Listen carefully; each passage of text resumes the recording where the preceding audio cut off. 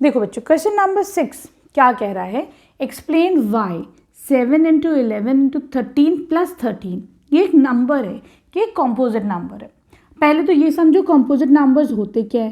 तो देखो जो पहले प्राइम नंबर समझते हैं। प्राइम नंबर्स क्या होते हैं बच्चों, वो नंबर जो सिर्फ 1 और अपनी टेबल में आते हो। जैसे कि तुम्हारे पास 2 ले लो, 2 सिर्फ 2 की टेबल में आता है और 1 की टेबल में आता है, उसके अलावा तो नहीं आता है।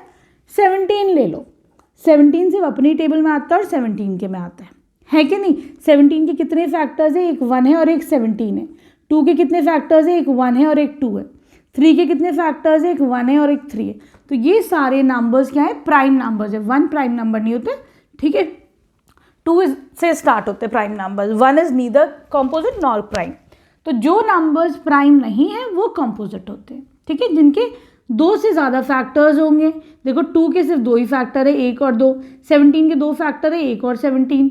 तो जिनके 2 से ज़्यादा फैक्टर्स हो जाएंगे वो कॉम्पोजिट हो जाएंगे। आगे बात समझ में। चलो अब ये बताओ कि ये नंबर कॉम्पोजिट है कि नहीं। तो भाई ऐसे तो नहीं समझ में आ रहा है। चलो क्या करते हैं, यहाँ पे हम लोग को 13 नज़र आ रहा है, यहाँ पर भी 13 को कॉमन ले लो।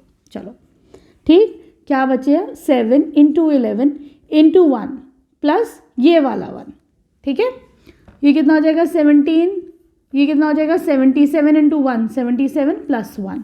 ये कितना हो जाएगा 17 इंटू ये कितना हो जाएगा 78, ठीक है।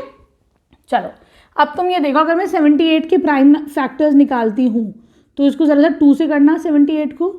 तो ये हो जाएगा 2 3 से 6, 2 9 18, फिर 3 से कर लो 1 3, फिर 13 से कर लो 13 1 13। तो मैं 78 को लिख सकती हूँ 2 इंटू 3 इंटू 13, ठीक। अब देखो हमने क्या करा बच्चों, यहाँ पर ये जो पूरा नंबर था इसके फैक्टर्स निकाल लिए।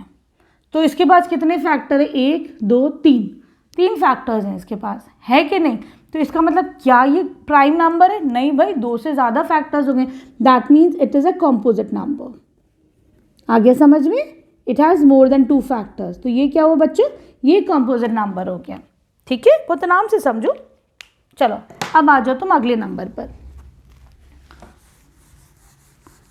नेक्स्ट नंबर क्या है तुम्हारे पास, ये है 7 इंटू 6 इंटू 5 4 3 2 इंटू 1 प्लस 5, ठीक है। क्या इन दोनों नंबर्स में कुछ कॉमन नज़र आ रहा है, तो हाँ भाई 5 नज़र आ रहा है कॉमन। यहाँ पर भी 5 है, यहाँ पर भी 5 है कि नहीं। 5 कॉमन ले ले, ये बन जाएगा 7 इंटू 6 इंटू 4 इंटू 3 इंटू 2, 2 1 जा 2, एक ही कर लिया मैंने, प्लस 5 की जगह ले लो 1 कॉमन लिया है ना। चलो इस पूरे को मल्टीप्लाई करके देखते हैं ज़रा सा। 5 इंटू 7 6 ज़ार 42 इंटू 4 इंटू 2 3 ज़ा 6 और 4 ज़ा 24 प्लस 1, ठीक। ये हो जाएगा, इन दोनों को मल्टीप्लाई कर लो, ठीक है। तो ये हो जाएगा 108 1008 सॉरी, प्लस 1 कर लो, कितना आ गया 5 इंटू 1009, ठीक। अब देखो बच्चों इस नंबर को मैं ऐसे लिख सकती हूँ, इंटू 1 भी कर सकती हूँ, है कि नहीं। तो इसके कितने फैक्टर्स हो गए, देखो इस नंबर के कितने फैक्टर्स हुए, 1 2 3। तो क्या ये प्राइम नंबर है, नहीं, it's not a prime number. क्या है, this is a composite number, ठीक है, क्योंकि it has more than 2 factors, ठीक है। It is a composite number as it has more than 2 factors, ठीक है, as it has more than 2 factors.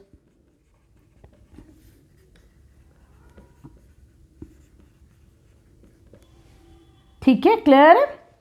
अब आ जाओ क्वेश्चन नंबर 7 पर।